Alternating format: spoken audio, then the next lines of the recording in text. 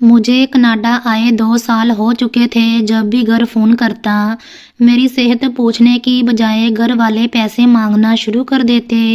एक दिन तंग आकर मैंने दोस्त के जरिए घर संपर्क किया। हेलो नितिन, तुम सुन रहे हो ना मेरी बात? वो दूसरी तरफ से तेज सिग्नल की समस्या समझकर ऊंची आवाज में बोल रहे थे, मगर यहाँ मेरा अस्तित्व बर्फ की तरह जम चुका था।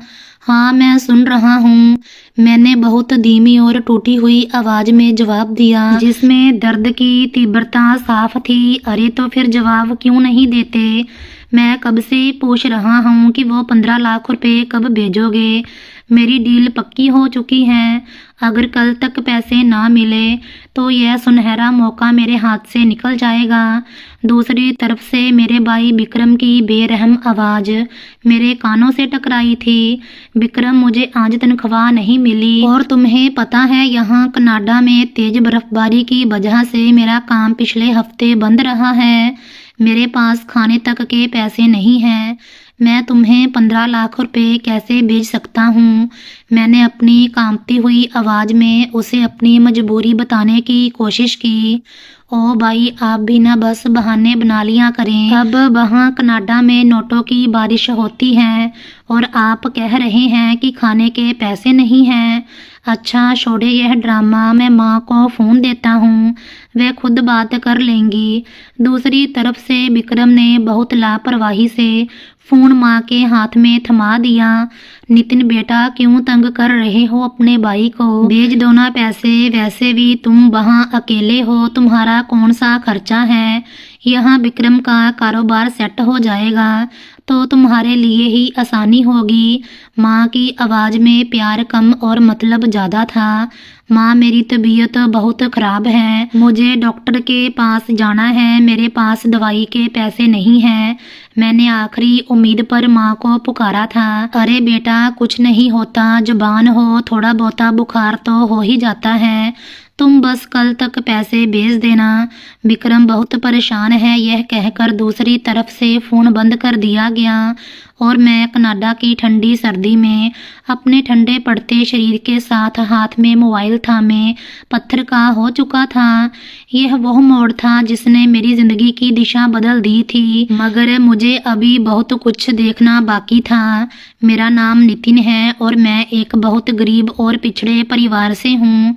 हम कुल 5 भाई बहन थे, 2 भाई और 3 बहनें। मैं घर में सबसे बड़ा और यही मेरा सबसे बड़ा अपराध बन गया था। मेरे पिता एक छोटी सी फैक्ट्री में नौकर थे। यहाँ उनकी तनख्वाह इतनी कम थी कि महीने का राशन भी मुश्किल से पूरा होता था। गरीबी क्या होती है यह मैंने बचपन से अपनी रगों में महसूस की थी। कई बार ऐसा होता कि हम भाई बहन रात को भूखे पेट सोते और माँ अपनी ओढ़नी से आंसू पोंछती रहती। मैंने होश संभालते ही अपने घर में सिर्फ अभाव देखे थे। कभी बहनों के पास पहनने को अच्छे कपड़े ना होते तो कभी स्कूल की फीस ना होने की वजह से हमें क्लास से बाहर खड़ा कर दिया जाता। यह सब बातें मेरे छोटे से दिमाग पर हथौड़े की तरह बरसती थी। मैंने बहुत छोटी उम्र में ही यह फैसला कर लिया था कि मैं इन हालात को बदल कर रख दूंगा। मैं अपने घर वालों को वह सारी खुशियां दूंगा जिनके लिए वे तरसते रहे हैं। मेरा पढ़ाई में मन तो बहुत लगता था, मगर घर के हालात ने मुझे जल्द ही किताबों से दूर कर दिया। मैंने मैट्रिक के बाद पढ़ाई छोड़ दी और छोटे मोटे काम करने लगा। कभी किसी दुकान पर मजदूरी करता तो कभी सब्जी मंडी में बोझ उठाता। मेरा मकसद सिर्फ एक था कि किसी तरह 4 पैसे घर आ जाएं और मेरे छोटे भाई बहनों की इच्छाएं पूरी हो सकें। मेरा छोटा भाई विक्रम मुझसे 5 साल छोटा था। वो शुरू से ही लाडला था। माँ और पिता दोनों उसे मुझसे ज़्यादा महत्व देते थे, शायद इसीलिए कि मैं बड़ा था और समझदार समझा जाता था। जबकि विक्रम की हर जिद पूरी की जाती थी। समय गुजरता गया और मैं 20 साल का हो गया। मेरे कंधों पर जिम्मेवारियों का बोझ और बढ़ चुका था। बहनें बड़ी हो रही थीं और उनकी शादियों की चिंता माँ को खाए जा रही थी। पिता की सेहत भी अब जवाब दे रही थी। वो अक्सर बीमार रहने लगे थे, जिसकी वजह से उनकी नौकरी भी खतरे में पड़ गई थी। एक शाम मैं घर की दहलीज पर बैठा परेशानी में आसमान को घूर रहा था, जब मेरा बचपन का दोस्त अजय मेरे पास आया। नितिन जार, कब तक यूं धक्के खाते रहोगे? यहाँ इंडिया में रहकर तुम कभी भी अपने हालात नहीं बदल सकते। अजय ने मेरे कंधे पर हाथ रखते हुए गंभीरता से कहा था। तो तुम ही बताओ मैं क्या करूं? मेरे पास कोई जादू की छड़ी तो नहीं है कि घुमाऊं और सब ठीक हो जाए। मैंने झुंझलाकर जवाब दिया, क्योंकि मैं थक चुका था। जादू की छड़ी तो नहीं है, मगर एक रास्ता है। मेरे मामा का लड़का कनाडा गया था, आज वह वहां लाखों कमा रहा है। तुम भी बाहर क्यों नहीं चले जाते? अजय की बात ने मेरे दिल में एक उम्मीद की किरण जगा दी थी। कनाडा, लेकिन वहां जाने के लिए तो बहुत पैसे चाहिए होंगे और मेरे पास तो फूटी कौड़ी नहीं है। मैंने उदासी से सर झुका लिया। तुम चिंता ना करो, एक एजेंट है जो लोगों को बाहर भेजता है। वो थोड़े पैसों में काम कर देगा, बाकी पैसे तुम वहां जाकर कमा कर देना। अजय ने मुझे एक ऐसा रास्ता दिखाया था जो कांटों से भरा था, मगर उसकी मंजिल मुझे फूलों जैसी लग रही थी। मैंने उसी रात घर वालों से बात की। माँ पहले तो घबरा गई, मगर जब मैंने उन्हें सुनहरे सपने दिखाए कि मैं वहां जाकर ढेर सारा पैसा कमाऊंगा, हम नया घर लेंगे, बहनों की शादियां धूमधाम से करेंगे, तो उनकी आंखों में भी चमक आ गई। पिता ने भी चुपचाप सर हिला दिया था, जैसे वह भी यही चाहते हों कि मैं बलिदान का बकरा बन जाऊं। अगले ही हफ्ते मैंने अपनी जमा पूंजी और कुछ माँ के गहने बेचकर एजेंट को पैसे दे दिए। वो एजेंट एक लालची किस्म का इंसान था, जिसकी आंखों में सिर्फ नोट दिखाई देते थे। उसने मुझे बताया कि रास्ता मुश्किल होगा और कानूनी तरीके से नहीं, बल्कि गैर कानूनी रास्तों से जाना होगा, जिसे डंकी कहते हैं। मैं जानता था कि उसमें जान का खतरा है, मगर घर की टपकती छत और बहनों के उदास चेहरे मुझे उस आग में कूदने पर मजबूर कर रहे थे। जिस रात मुझे रवाना होना था, वह रात मुझ पर क़यामत बनकर टूटी थी। माँ ने मुझे गले लगाया और ढेरों आशीर्वाद दिए। विक्रम बहुत खुश था कि अब उसका भाई कनाडा जा रहा है तो उसके मजे होंगे। उसकी आंखों में मुझे अपने लिए चिंता नहीं, बल्कि आने वाले पैसों की चमक नजर आ रही थी। मगर मैंने उसे अपना वहम समझकर झटक दिया था। भाई, मेरे लिए वहां से आईफोन भेजना और अच्छी अच्छी घड़ियां भी, विक्रम ने जाते हुए मुझसे मांग की थी। मैंने मुस्कुराकर उसके सर पर हाथ फेरा और घर से निकल खड़ा हुआ। सफ़र बहुत ही कठिन था। हम कई दिन कंटेनरों में बंद रहे। भूख और प्यास से बुरा हाल था। कई बार लगा कि अब दम घुट जाएगा और ज़िंदगी यहीं ख़त्म हो जाएगी। रास्ते में मेरे साथ कई और लड़के भी थे, जिनकी आंखों में मेरे जैसे ही सपने थे। हमने जंगल पार किए, सर्दी और गर्मी की तीव्रता सहन की, कई बार मौत को अपने करीब से गुजरते देखा, मगर मेरे दिमाग में सिर्फ एक ही तस्वीर थी, मेरे घर वालों की खुशी। आखिरकार महीनों की परेशानी और तकलीफ़ों के बाद मैं कनाडा की भूमि पर पहुंच गया। वहां पहुंचते ही मुझे अंदाज़ा हो गया कि सपने और हकीकत में कितना फ़र्क है। कनाडा की तेज सर्दी ने मेरा स्वागत किया। मेरे पास पहनने को उचित गर्म कपड़े भी नहीं थे। एजेंट के आदमी ने मुझे एक छोटे से तहखाने में पहुंचा दिया, जहां मेरे जैसे कई और यात्री भी रह रहे थे। वह जगह बदबूदार और अंधेरी थी, मगर मेरे लिए वह महल से कम नहीं थी, क्योंकि अब मैं अपनी मंजिल पर था। पहले कुछ दिन तो काम ढूंढने में ही गुजर गए। भाषा की समस्या थी और कागजात ना होने की वजह से कोई काम देने को तैयार नहीं था। मैं सड़कों पर घूमता रहा, कई बार भूखे पेट फुटपाथ पर सोया। कनाडा की बर्फीली हवाएं मेरे शरीर में सुइयां चुभोती थीं। मुझे घर की बहुत याद आती थी, मगर मैंने कसम खाई थी कि जब तक हालात नहीं बदलूंगा वापस नहीं जाऊंगा। फिर मुझे निर्माण स्थल पर मजदूरी मिल गई। काम बहुत कठिन था और तनख्वाह बहुत कम, क्योंकि मेरे पास काम का अनुमति पत्र नहीं था। इसीलिए मालिक मेरा शोषण करता था। वो मुझे दूसरों से आधे पैसे देता और काम दुगना लेता था। मैं सुबह जल्दी निकलता और रात देर से वापस आता। मेरा शरीर थकान से चूर हो जाता। मेरे हाथों में छाले पड़ गए थे। मगर जब महीने के आखिर में मुझे पहली तनख्वाह मिली तो मैं सब कुछ भूल गया। मैंने तुरंत घर फ़ोन किया और बताया कि मैंने पैसे कमा लिए हैं। माँ की खुशी का कोई ठिकाना नहीं था। मैंने अपनी ज़रूरत के लिए सिर्फ कुछ डॉलर रखे और बाकी सारे पैसे घर भेज दिए। मैंने खुद सूखी रोटी खाई, मगर घर वालों को पेट भरकर खिलाने का सामान कर दिया। यह सिलसिला चल निकला। मैं हर महीने खून पसीना एक कर पैसे कमाता और घर भेज देता। मेरी ज़िंदगी सिर्फ काम और कमरे तक सीमित होकर रह गई थी।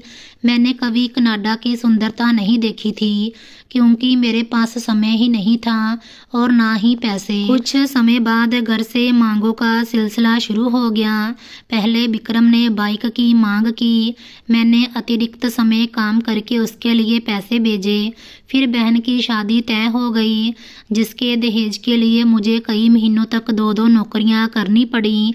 मैं दिन में निर्माण का काम करता और रात को एक पिज्जा दुकान पर बर्तन धोता। मेरी नींद उड़ चुकी थी, आंखों के नीचे काले घेरे पड़ गए थे, मगर घर वाले खुश थे। भाई, तुम्हारी वजह से हमारी इज्जत ऊंची हो गई। बहन की शादी इतनी शानदार हुई है कि पूरा मोहल्ला देखता रह गया। माँ ने फोन पर खुशी से बताया तो मेरा सीना गर्व से चौड़ा हो गया। माँ, आप बस खुश रहें, मैं यहाँ सब संभाल लूँगा। मैंने अपनी खांसी को दबाते हुए कहा था, जो तेज ठंड की वजह से मुझे लगी थी।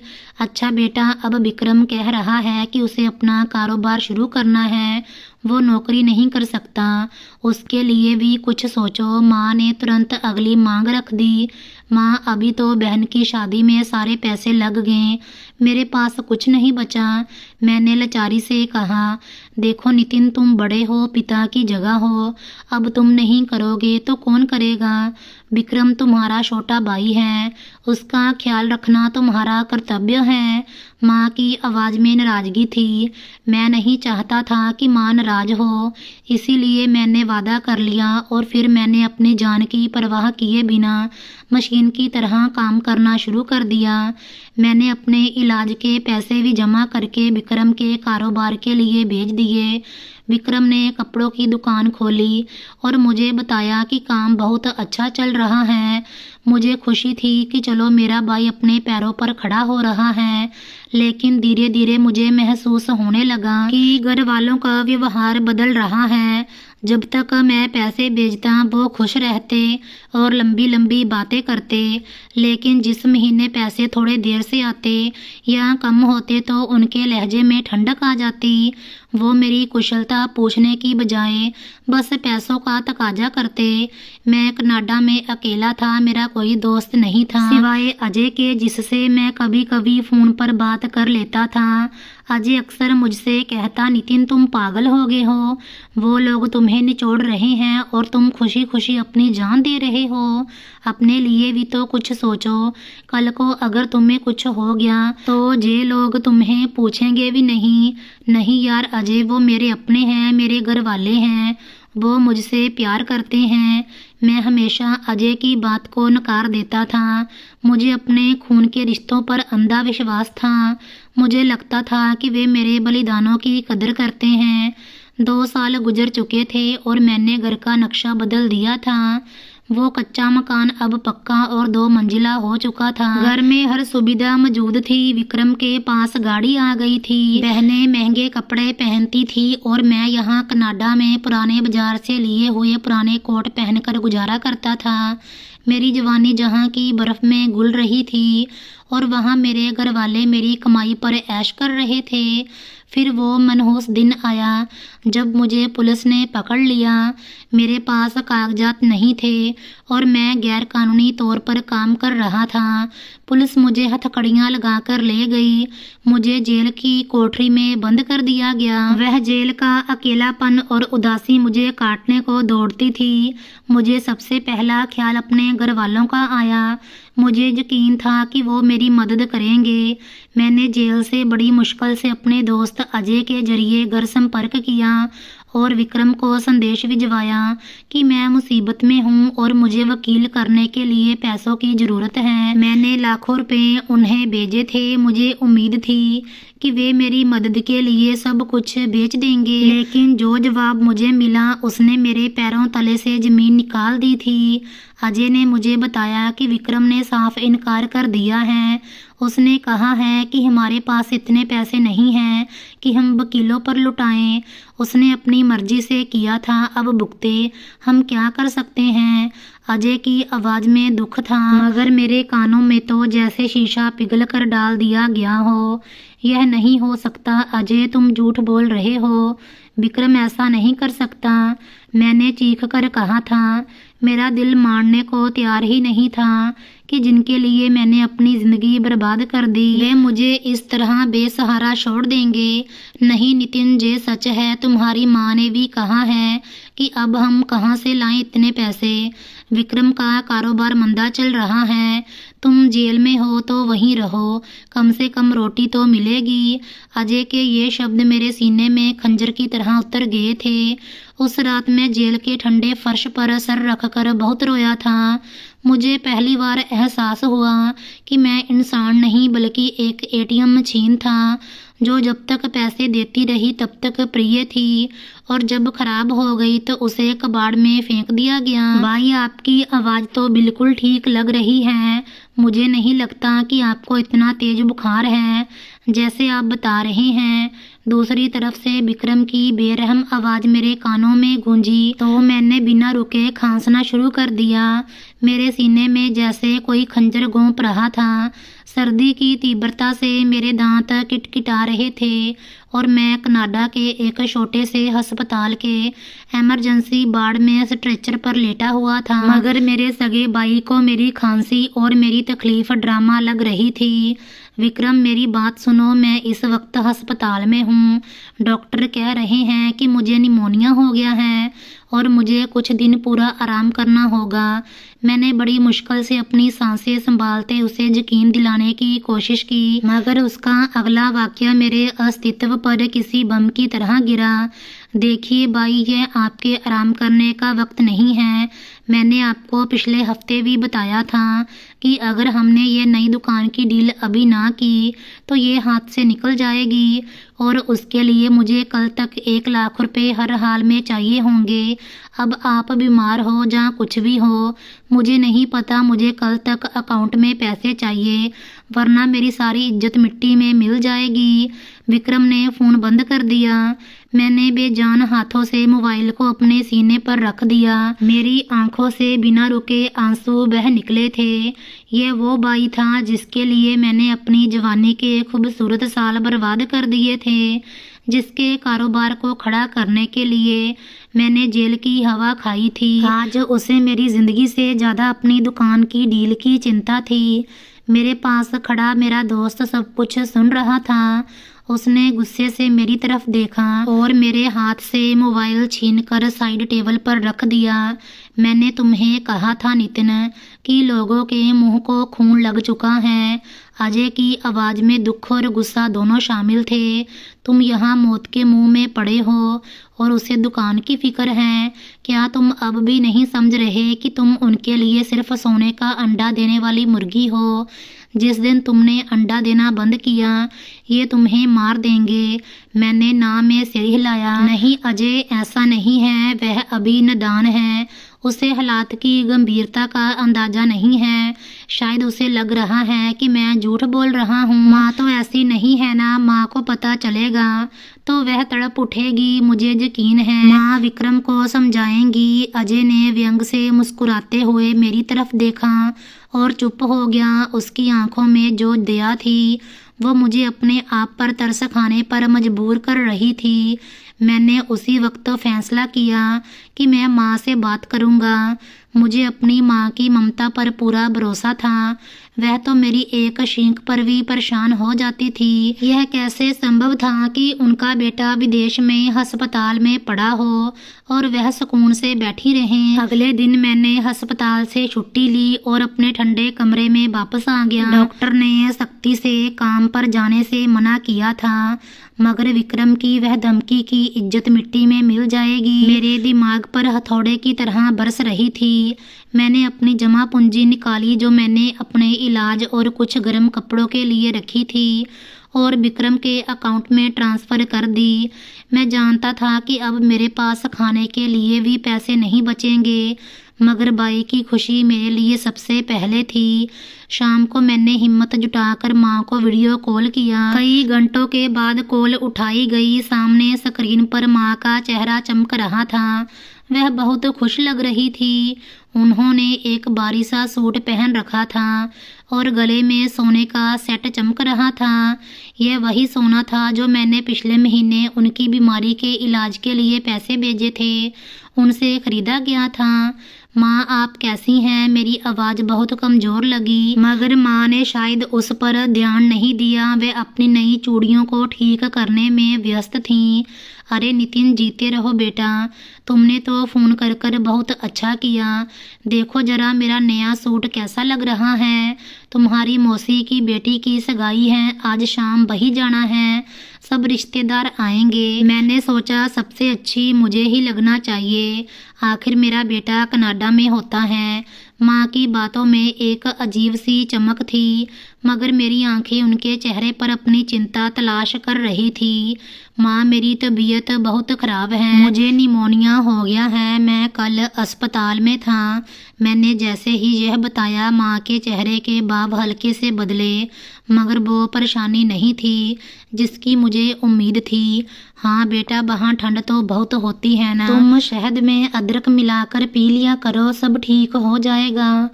अच्छा सुनो, विक्रम बता रहा था कि तुमने दुकान के पैसे भेज दिए हैं। शुक्र है वक्त पर भेज दिए, वरना इज्जत चली जाती हमारी। और हाँ, अगली बार जब पैसे भेजो तो थोड़े ज़्यादा भेजना। मुझे तुम्हारी छोटी बहन के लिए भी ऐसा ही सेट बनवाना है, अब उसकी भी शादी की उम्र हो रही है।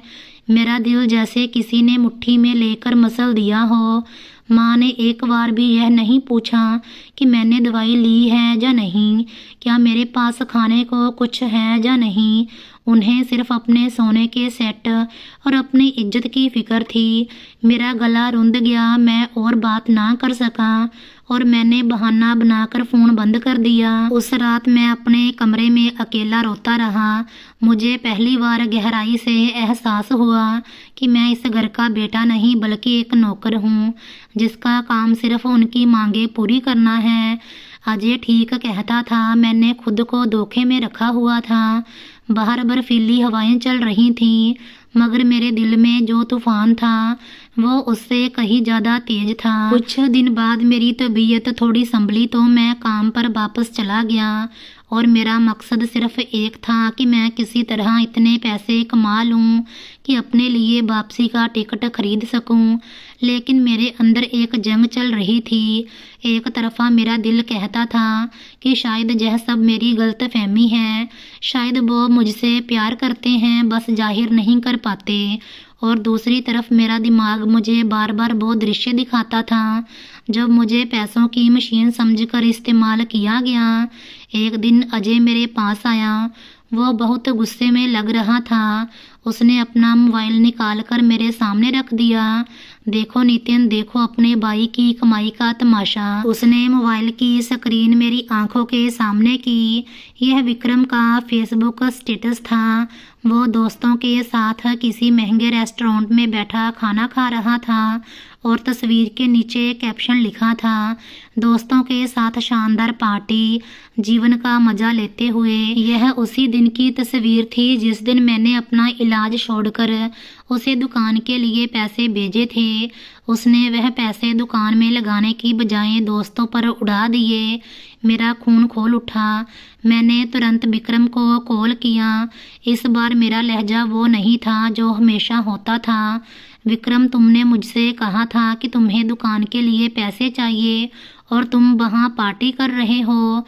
मैंने चीख कर पूछा। दूसरी तरफ विक्रम शायद घबरा गया, लेकिन फिर तुरंत संभल कर बोला, ओ भाई, आप भी ना छोटी छोटी बातों पर बवाल बना लेते हैं। वो डील रद्द होगी थी तो मैंने सोचा दोस्तों को ट्रीट दे दूं। क्या मैं खुश भी नहीं रह सकता? आप वहाँ बैठकर हम पर जासूसी मत किया करें। हम यहाँ अपनी मर्जी से जीना चाहते हैं। आपका काम पैसे भेजना है, आप वो भेज दिया करें, बाकी हम जाने। और हमारा काम, मेरा काम पैसे भेजना है। यह वाक्य मेरे दिमाग में गूंजने लगा। मैंने फ़ोन काटने से पहले सिर्फ इतना कहा, ठीक है विक्रम, अब तुम्हें पैसे ही मिलेंगे, लेकिन याद रखना हर चीज़ का हिसाब होता है। उस दिन के बाद मैं बिल्कुल चुप हो गया। मैंने घर फ़ोन करना बंद कर दिया। मैंने दिन रात काम किया, मगर अब मकसद उन्हें खुश करना नहीं था, बल्कि खुद को उस दलदल से निकालना था। मैंने कनाडा में अपने कागजात पूरे करने की कोशिशें तेज कर दी थीं। खुशकिस्मती से मेरा केस स्वीकार हो गया था और मुझे कानूनी दर्जा मिल गया था। अब मैं इंडिया जा सकता था और वापस भी आ सकता था। अजय मुझे देखकर परेशान होता था। वो कहता था, नितिन, तुम अंदर ही अंदर घुट रहे हो, कुछ करो वरना पागल हो जाओगे। एक शाम हम दोनों कॉफ़ी शॉप में बैठे थे। मैंने अजय की आंखों में देखा और कहा, अजय, मुझे सच जानना है। मुझे जानना है कि मेरी मौत पर उनकी क्या प्रतिक्रिया होगी। क्या वो मेरे मरने पर रोएंगे या उन्हें सिर्फ इस बात का गम होगा कि अब पैसे कौन भेजेगा। अजय चौंक उठा। तुम क्या करने वाले हो नितिन? ऐसा कोई उल्टा कदम मत उठाना। मैं अपनी जान नहीं ले रहा अजय, मैं सिर्फ उनका इम्तिहान लेना चाहता हूँ। मैंने एक फैसला किया। मैंने कॉफ़ी का घूंट भरा और खिड़की से बाहर गिरती बर्फ़ को देखा। मैं इंडिया जाऊंगा, लेकिन उन्हें बताकर नहीं। मैं देखना चाहता हूँ कि जब उनको पता चलेगा कि मैं मर गया हूँ तो वे मेरी लाश के लिए क्या करते हैं। क्या वो मुझे आखिरी बार देखने की तड़प रखते हैं, जहाँ वो मुझे वहीं दफन करने का कह देंगे। अजय ने मेरा हाथ पकड़ लिया। यह बहुत खतरनाक खेल है नितिन। अगर सच वो निकला जिसका तुम्हें डर है तो तुम सहन नहीं कर पाओगे। इंसान कभी कभी धोखे में खुश रहता है, सच्चाई जानलेवा होती है। मैंने कड़वी मुस्कान से कहा, मैं रोज मर रहा हूँ अजय, रोज उनकी बेरहमी मुझे मारती है। अब मुझे एक बार पूरी तरह मरकर देखना है कि मेरी कीमत क्या है। मैंने अपनी ज़िंदगी के 10 साल दिए हैं। अब मैं सिर्फ यह जानना चाहता हूँ कि उस बलिदान का बदला प्यार है या सिर्फ स्वार्थ। मुझे यह नाटक करना ही होगा। अजय कुछ देर चुप रहा, फिर उसने गहरी सांस ली और बोला, ठीक है, अगर तुम यही चाहते हो तो मैं तुम्हारा साथ दूंगा, लेकिन याद रखना उसके बाद तुम्हारी ज़िंदगी वो नहीं रहेगी जो अब है। रिश्ते कांच की तरह होते हैं, एक बार टूट जाए तो दोबारा नहीं जुड़ते, और यह सच उन रिश्तों को हमेशा के लिए तोड़ देगा। मैं तैयार हूँ अजय, मैं हर टूटन के लिए तैयार हूँ, बस अब और बेवकूफ़ बनने के लिए तैयार नहीं हूँ। मैंने दृढ़ता से कहा। अब योजना बनाने का वक्त था। हमने तय किया कि हम कैसे यह खबर घर तक पहुँचाएंगे और मेरा अगला कदम क्या होगा। मेरे दिल में कहीं ना कहीं अब भी एक छोटी सी उम्मीद थी कि शायद मेरा शक गलत निकले। शायद जब उन्हें मेरी मौत की खबर मिले तो वे तड़प उठें। शायद वे कहें कि हमें पैसा नहीं चाहिए, हमें हमारा नितिन चाहिए। बस उसी उम्मीद ने मुझे उस डरावने खेल के लिए तैयार किया था। मैंने अपनी फ़्लाइट की टिकट बुक करवा ली थी। मेरे कागजात मेरे हाथ में थे। सब कुछ तैयार था, बस अब उस आखिरी फ़ोन कॉल का इंतज़ार था जो सब कुछ बदलने वाली थी। मेरे अंदर का शोर बढ़ता जा रहा था। मैं अपने घर वालों के खिलाफ एक साजिश तैयार कर रहा था, मगर यह साजिश मेरी आत्मा की रक्षा के लिए ज़रूरी थी। मैं जानना चाहता था कि मैं इंसान हूँ या मुद्रा के नोट। कमरे में कब्रिस्तान जैसा सन्नाटा छाया हुआ था। बाहर गिरती हुई बर्फ की तरह मेरे अंदर भी सब कुछ जम चुका था। मेज पर रखा हुआ मोबाइल फ़ोन मुझे किसी बम की तरह लग रहा था जो फटेगा और मेरी ज़िंदगी के बचे हुए सुकून को भी तबाह कर देगा। अजय मेरे सामने बैठा था और उसके चेहरे पर चिंता की लकीरें गहरी थीं। उसने एक बार फिर मुझसे आंखों ही आंखों में पूछा कि क्या मैं वाकई यह करना चाहता हूँ। मैंने हाँ में सिर हिला दिया, क्योंकि अब मेरे पास वापसी का कोई रास्ता नहीं था। मुझे अपनी कीमत जाननी थी। मुझे यह जानना था कि मैं अपने घर वालों के लिए खून का रिश्ता हूँ या सिर्फ कागज के चंद नोट। अजय ने कांपते हाथों से मेरा नंबर डायल किया जो अब विक्रम के पास सेव था। मैंने अपना फ़ोन बंद कर दिया था ताकि वे मुझसे संपर्क ना कर सकें। अजय ने स्पीकर ऑन कर दिया ताकि मैं भी सब कुछ सुन सकूं। घंटी बज रही थी और हर घंटी के साथ मेरा दिल मेरे सीने से बाहर आने को बेताब था। आखिरकार दूसरी तरफ से कॉल उठाई गई। विक्रम की आवाज़ आई, हेलो कौन?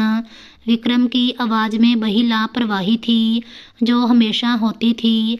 अजय ने अपने गले को साफ किया और अपनी आवाज़ को भारी और उदास बनाते हुए बोला, मैं अजय बोल रहा हूँ, नितिन का दोस्त। क्या विक्रम भाई बोल रहे हैं? हाँ मैं विक्रम हूँ। कुशल तो है, इतनी रात गए कॉल की है और भाई का फ़ोन क्यों बंद जा रहा है?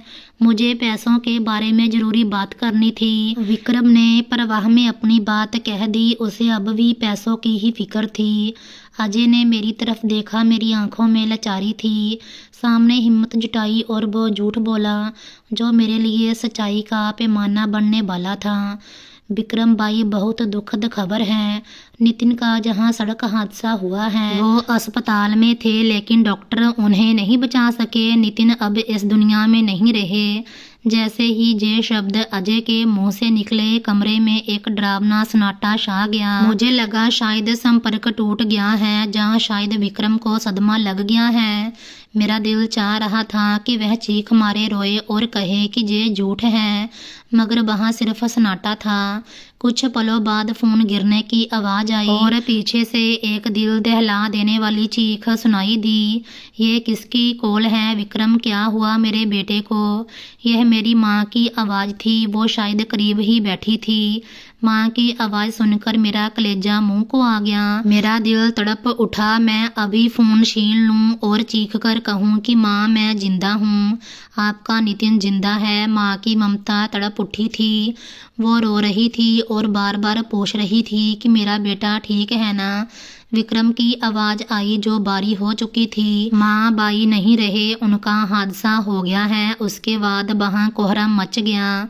माँ के रोने और विलाप करने की आवाज़ें मेरे फ़ोन के स्पीकर से निकलकर मेरे कानों में पिघले हुए शीशे की तरह उतर रही थी। मेरी आंखों से आंसू बहने लगे। मैंने अजय का हाथ पकड़ लिया। मेरा इरादा कमज़ोर पड़ रहा था। मैं अपनी माँ को इस तरह तड़पता हुआ नहीं देख सकता था। अजय ने मुझे इशारे से चुप रहने को कहा। उसने फ़ोन पर विक्रम से बात की। विक्रम भाई, खुद को संभालिए, ईश्वर की मर्जी में राजी रहना पड़ता है। अब हमें नितिन की लाश के बारे में फैसला करना है, जहाँ के कानून बहुत सख्त हैं। दूसरी तरफ विक्रम शायद माँ को संभाल रहा था। कुछ देर बाद उसकी आवाज़ आई, जिसमें अब रोना कम और घबराहट ज़्यादा थी। तो अब क्या करना होगा? भाई की लाश कब तक भेजेंगे आप लोग? अजय ने मेरी तरफ देखा। यह वो पल था जहां मेरी परीक्षा अपने चरम पर थी। मैंने आंखों से इशारा किया कि अब अगली बात कहो। अजय ने बड़ी मुश्किल से शब्द निकाले, देखिए विक्रम भाई, लाश को इंडिया भेजने के लिए बहुत खर्च होते हैं। यहाँ के अस्पताल का बिल और कागजों का खर्च मिलाकर तकरीबन 15 लाख रुपए बनते हैं। नितिन के अकाउंट में कुछ पैसे नहीं हैं क्योंकि वह सब कुछ आपको भेज चुका था। अब अगर आप चाहते हैं कि नितिन का आखिरी दर्शन करें और उसे अपने वतन की मिट्टी नसीब हो तो आपको जल्दी से 15 लाख का इंतजाम करके भेजना होगा ताकि हम लाश रवाना कर सकें। मैंने अपनी सांस रोक ली थी। यह मेरी जिंदगी का सबसे बड़ा जुआ था। मैंने अपनी जिंदगी की सारी कमाई करोड़ों रुपए उन पर निशावर कर दिए थे। 15 लाख उनके लिए कोई बड़ी रकम नहीं थी, खास तौर पर उस बाई के लिए जिसका कारोबार मैंने खड़ा किया था। मुझे यकीन था कि माँ गहने बेच देंगी, विक्रम दुकान गिरवी रखवा देगा, लेकिन मुझे आखिरी बार देखने के लिए वे दुनिया उल्ट देंगी। दूसरी तरफ एक अजीब सी खामोशी छा गई। माँ के रोने की आवाज़ अब भी आ रही थी, लेकिन विक्रम चुप था। कुछ पलों बाद विक्रम की आवाज़ आई, लेकिन इस बार उसका लहजा वो नहीं था जो एक दुखी बाई का होना चाहिए था। 15 लाख यह तो बहुत ज़्यादा रकम है। अजय भाई, आपको तो पता है कि यहाँ के हालात कैसे हैं। अभी तो मैंने नया माल उठाया है, हमारे पास नकद रकम बिल्कुल नहीं है। अजय ने हैरत से फ़ोन की तरफ देखा और बोला, लेकिन विक्रम, यह तुम्हारे भाई की लाश का सवाल है। क्या तुम नहीं चाहते कि वह तुम्हारे पास आखिरी आराम पाए? विक्रम ने जो जवाब दिया उसने मेरी रूह को चीर कर रख दिया। उसके शब्द किसी खंजर से ज़्यादा तेज थे। देखो अजय, बाबू को होने की ज़रूरत नहीं है, मरने वाला तो मर गया। अब उसकी लाश पर 15 लाख लगाना कहाँ की समझदारी है। यहाँ लाकर भी तो मिट्टी में ही दफनाना है और वहाँ भी मिट्टी में ही जाना है। ऐसा करो, उसे वहीं दफन कर दो, हमें कोई एतराज़ नहीं होगा। हम यहाँ घर पर प्रार्थना कर लेंगे। 15 लाख बहुत बड़ी रकम है, हम अफोर्ड नहीं कर सकते। फ़ोन कॉल कट गई। वहाँ टूं टूं की आवाज़ गूंज रही थी, मगर मेरे लिए कायनात थम चुकी थी। मैं जिंदा था, मगर उस एक वाक़ये ने मुझे मार दिया था। जहाँ लाकर भी तो मिट्टी में ही दफनाना है। मेरे अपने सगे भाई ने, जिसके लिए मैंने कनाडा की सड़कों पर झाड़ू दी, जिसके लिए मैंने भूखे दिन काटे, उसने मेरी लाश की कीमत 15 लाख भी नहीं समझी। उसने पैसे बचाने के लिए मुझे विदेश में लावारिस छोड़ने का फैसला कर लिया था। अजय ने दुख से मेरी तरफ देखा। उसकी आंखों में नमी थी। वो कुछ कहना चाहता था, मगर शब्द उसका साथ नहीं दे रहे थे। मैं अपनी जगह से उठा। मेरे अस्तित्व में एक अजीब सी ताकत आ गई थी। यह ताकत दुख की नहीं, यह नफरत और बदले की ताकत थी। मेरे आंसू सूख चुके थे। मेरा दिल, जो कुछ देर पहले माँ की ममता के लिए तड़प रहा था, अब पत्थर का हो चुका था। क्योंकि मैंने सुना था कि जब विक्रम ने मना किया तो माँ की आवाज़ नहीं आई थी कि नहीं, मुझे मेरा बेटा चाहिए। शायद माँ को भी बेटे से ज़्यादा उस दौलत का दुख था जो आना बंद हो गई थी। मैंने अजय की तरफ देखा और एक ठंडे लहजे में कहा, बुकिंग करो अजय, मुझे इंडिया जाना है। अजय हैरान रह गया। तुम क्या कर रहे हो नितिन? वो तुम्हें मुर्दा समझ चुके हैं। तुम वहाँ जाकर क्या करोगे? वो तुम्हें देखकर डर जाएंगे। मैंने एक ठंडी सांस ली और कहा, मैं वहाँ जाकर अपनी मौत का तमाशा देखना चाहता हूँ। मैं देखना चाहता हूँ कि मेरे मरने के बाद वे मेरी कमाई पर कैसे जश्न मनाते हैं। मैं देखना चाहता हूँ कि जिस घर को मैंने अपने खून पसीने से बनाया है, वहाँ मेरे नाम की प्रार्थना भी पढ़ी जाती है या नहीं। मैं जाऊँगा अजय, और इसी फ्लाइट से जाऊँगा जिसमें मेरी लाश को जाना था। अजय ने मुझे रोकने की कोशिश नहीं की। उसने समझ लिया था कि अब नितिन मर चुका है और जो शख्स उसके सामने खड़ा है वह सिर्फ एक घायल आत्मा है जो अपने हथियारों को देखने जा रही है। हमने तुरंत टिकट बुक करवाई। मेरे पास अब खोने के लिए कुछ नहीं था। मैंने अपना थोड़ा बहुत सामान बांधा जिसमें मेरे कपड़े कम और टूटी हुई उम्मीदें ज़्यादा थी। सफ़र के दौरान मैं जहाज़ की खिड़की से बाहर घूरता रहा। बादलों के ऊपर सफ़र करते हुए मैं अतीत के उन खिड़कियों में झांक रहा था जहां मैंने अपने घर वालों के लिए सपने देखे थे। मुझे याद आया कि कैसे मैंने अपनी बहन की शादी पर उसे सोने का हार दिया था और उसने कहा था, भाई आप मेरे हीरो हो। मुझे याद आया जब विक्रम ने नई गाड़ी ली थी तो उसने वीडियो कॉल पर रोते हुए कहा था कि भाई यह सब आपकी वजह से है, सब झूठ था, सब धोखा था। वो सिर्फ मेरी जेब से प्यार करते थे, मेरी आत्मा से नहीं। जहाज एयरपोर्ट पर उतर रहा था, मेरा दिल एक अजीब सी स्थिति में था। मैं अपने ही घर जा रहा था, मगर एक मेहमान की तरह नहीं, बल्कि एक भूली हुई याद की तरह। मैंने फैसला कर लिया था कि मैं उन्हें पहले नहीं बताऊंगा, मैं अचानक उनके सामने आऊंगा। मैं देखना चाहता था कि उनके चेहरों पर क्या रंग आते हैं जब वे उस शख्स को जिंदा देखेंगे जिसकी अंतिम क्रिया के पैसे बचाकर उन्होंने सुकून की सांस ली थी।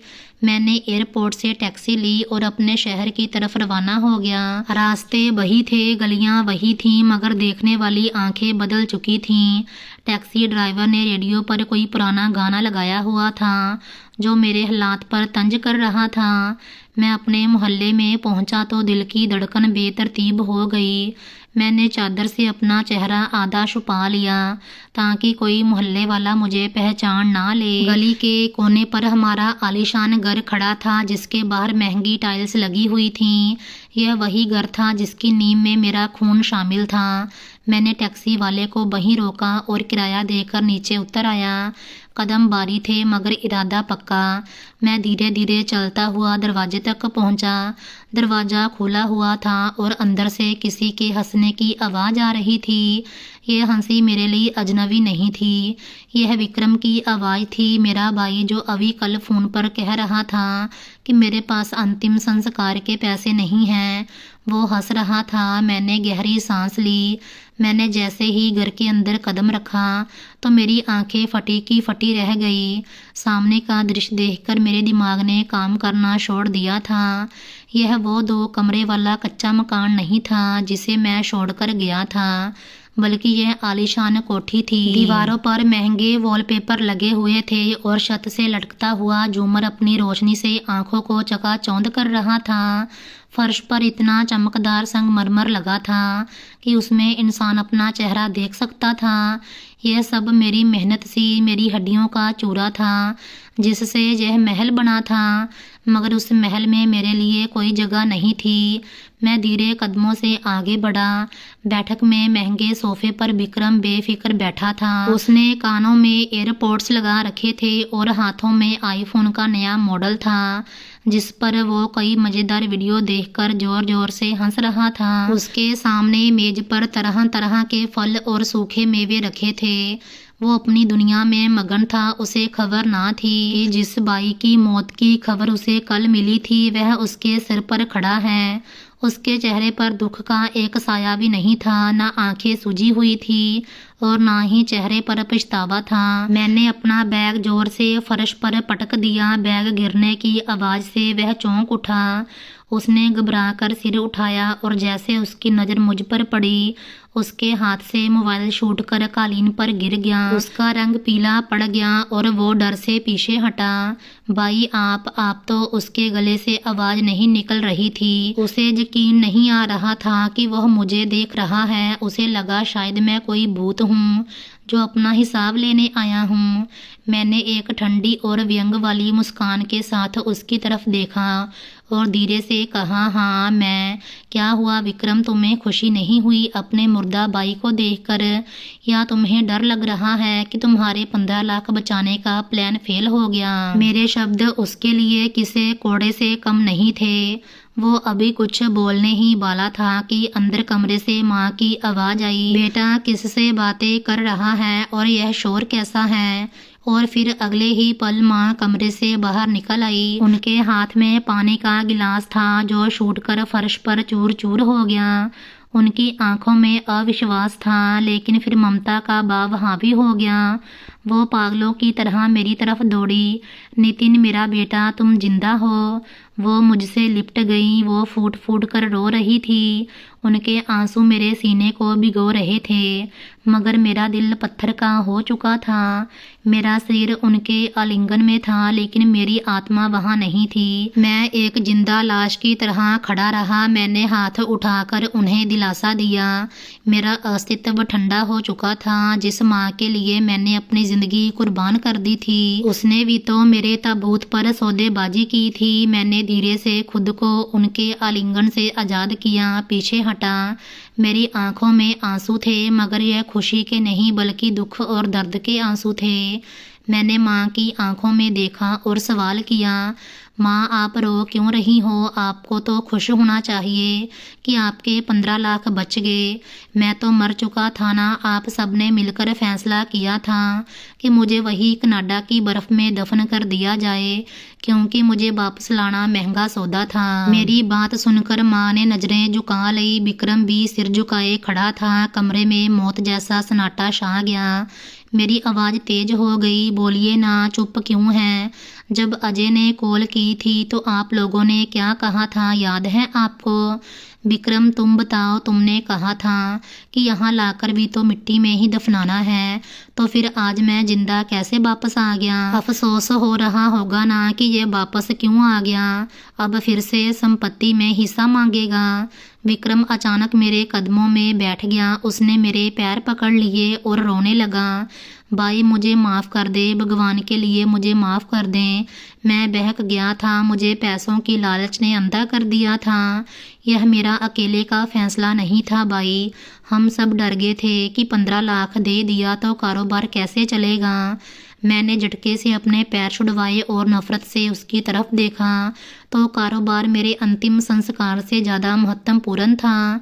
मेरी पूरी ज़िंदगी की कमाई तुमने इस घर और दुकान पर लगा दी, और मेरे आखिरी सफ़र के लिए तुम्हारे पास पैसे नहीं थे। तुमने मुझे विदेश में लवारिस छोड़ दिया। तुम जानते हो वहाँ कैसा महसूस होता है जब अपना ही खून आपकी लाश को अपनाने से इनकार कर दें। मैंने वहाँ जेल काटी, भूखा रहा, सर्दी में ठिठुरता रहा ताकि तुम गर्म बिस्तर पर सो सको, और तुमने बदले में मुझे क्या दिया? एक बेनाम कब्र। माँ ने मेरे कंधे पर हाथ रखा और रोते हुए बोली, बेटा मेरी बात सुनो, मैं माँ हूँ। मेरा कलेजा फट रहा था, लेकिन मैं क्या करती। विक्रम ने मुझे समझाया था कि नितिन तो अब चला गया है, वो वापस तो नहीं आ सकता। अगर हमने जमा पूंजी उसकी लाश पर लगा दी तो विक्रम का कारोबार ठप हो जाएगा। जिंदा लोगों का पेट पालना मुर्दों पर खर्च करने से ज़्यादा जरूरी था। मैंने सोचा, जो बेटा मुझसे छिन गया वो तो गया ही, अब दूसरे बेटे का नुकसान क्यों करूं। मैंने दिल पर पत्थर रखकर ये फैसला किया था। माँ के मुंह से यह तर्क सुनकर मुझे लगा कि किसी ने मेरे सीने में खंजर घोंप दिया है। जिंदा लोगों का पेट पालना, यह वाक्य मेरे कानों में गूंजने लगा तो मेरी हैसियत सिर्फ यह थी कि मैं कमा कर दूं। जब तक मैं जिंदा था और कमाता था, मैं उनका बेटा था। जैसे मैं उनकी नज़र में मर गया, मैं एक बोझ बन गया, एक ऐसा खर्च जो बचाना समझदारी थी। मैं हंसा और हंसता ही चला गया। मेरी हंसी में पागलपन था। विक्रम और माँ मुझे डर से देख रही थीं। वह क्या ज़बरदस्त फैसला था। मैंने तालियां बजाई। माँ आपने तो ममता की नई परिभाषा लिख दी। आपने बिल्कुल सही कहा। मैं तो सिर्फ एक मशीन था, एक एटीएम मशीन। जब मशीन खराब हो गई तो उसे कबाड़ में फेंक दिया। उसे घर लाकर सजाने का क्या फ़ायदा। मैं सोफे पर गिर गया। मेरा सफ़र ख़त्म हो चुका था। मैं थक गया था। मैंने सिर दोनों हाथों में थाम लिया। विक्रम और माँ मेरे सामने अपराधियों की तरह खड़े थे। उनके पास कोई सफाई नहीं थी। उनकी आंखों में शर्मिंदगी थी, लेकिन यह शर्मिंदगी मेरी तकलीफ का इलाज नहीं कर सकती थी। मैं कुछ देर चुप बैठा रहा, फिर मैंने सिर उठाया और विक्रम की तरफ देखा। तुमने अपना कारोबार बचा लिया विक्रम, तुमने अपने 15 लाख बचा लिए, मुबारक हो तुम्हें। लेकिन तुमने अपना भाई खो दिया। आज मैं जिंदा तुम्हारे सामने बैठा हूँ, लेकिन वो नितिन मर गया है जो तुम्हारे लिए जान देता था। वो नितिन मर गया है जो खुद भूखा रहकर तुम्हें खिलाता था। विक्रम फिर से रो पड़ा। वो मेरे सामने हाथ जोड़े खड़ा था। भाई ऐसा मत कहें, हम आपके बगैर कुछ नहीं हैं। यह घर, ये सब कुछ आपका है। हम आपके अपराधी हैं। आप जो सजा देंगे हमें स्वीकार है। बस हमें छोड़कर मत जाएं। मैंने चारों तरफ उस आलीशान घर को देखा। यह दीवारें मुझे काटने को दौड़ रही थीं। यहाँ की हर चीज पर मेरा नाम लिखा था, लेकिन जहाँ के निवासियों के दिलों में मेरा नाम मिट चुका था। मैंने गहरी सांस ली और दृढ़ स्वर में कहा, मैं कहीं नहीं जा रहा, यह मेरा घर है, मैं यहीं रहूँगा। लेकिन अब रिश्ता वो नहीं रहेगा, अब मैं सिर्फ अपनी आत्मा के लिए जीऊँगा। आज से तुम लोग मेरे लिए सिर्फ रिश्तेदार हो। वह प्यार और वह विश्वास जो मैंने तुम लोगों पर किया था, वह इस कनाडा की फ़्लाइट के साथ ही ख़त्म हो गया है। माँ ने आगे बढ़कर मुझे सीने से लगाना चाहा, लेकिन मैंने उन्हें रोक दिया। नहीं माँ, अब नहीं, अब यह नाटक नहीं। मुझे पता चल चुका है कि आप लोग मुझसे नहीं, मेरी जेब से प्यार करते हैं। मैं आप लोगों को छोड़कर नहीं जा रहा, क्योंकि मेरे पास जाने के लिए कोई और जगह नहीं है। लेकिन याद रखना, जिस दिन मेरे पास पैसे ख़त्म हो गए, मैं जानता हूँ आप लोग मुझे दोबारा जिंदा दफन कर देंगे। उस रात मैं अपने ही घर के मेहमान कक्ष में सोया। मेरे अपने बेडरूम पर विक्रम का कब्जा था, मैंने उसे वहाँ से नहीं हटाया। मुझे अब उन चीज़ों से कोई लगाव नहीं रहा था। मैं लेटा छत को घूरता रहा, मेरी आंखों से आंसू बह रहे थे। मैंने आज अपनी कीमत जान ली थी। 15 लाख रुपए, मेरी पूरी ज़िंदगी की कुर्बानियों की कीमत सिर्फ 15 लाख रुपए थी, जो वो देने को तैयार नहीं थे। अगली सुबह जब मैं उठा तो घर का माहौल बदला हुआ था। विक्रम मेरे लिए नाश्ता लाया, माँ मेरे सर पर तेल लगाने आई। वो पुराना प्यार दिखाने की कोशिश कर रही थी, लेकिन अब मेरी आंखों से पट्टी उतर चुकी थी। मैं जानता था कि यह सब इसीलिए है क्योंकि उन्हें पता है कि मैं अभी भी कमा सकता हूँ, मैं अभी भी जिंदा हूँ। मैंने नाश्ता किया और चुपचाप बाहर निकल गया। गली के मोड़ पर खड़े होकर मैंने उस घर को देखा जो कभी मेरा सपना था। अब वो मुझे एक कब्रिस्तान लग रहा था, जहाँ मेरे बाप दफन थे। मेरे दोस्त, मेरी कहानी शायद आपको कहानी लगे, लेकिन यह कड़वी हकीकत है। हम जो विदेश में अपनी जवानी गला देते हैं, अपने बूढ़े माता पिता और भाई बहनों के लिए अपनी इच्छाओं का गला घोट देते हैं, हम यह भूल जाते हैं कि हम भी इंसान हैं। हमें लगता है कि घर वाले हमारी कुर्बानी की कदर करेंगे, लेकिन सच तो यह है कि अक्सर हम उनके लिए सिर्फ एक ज़रूरत होते हैं।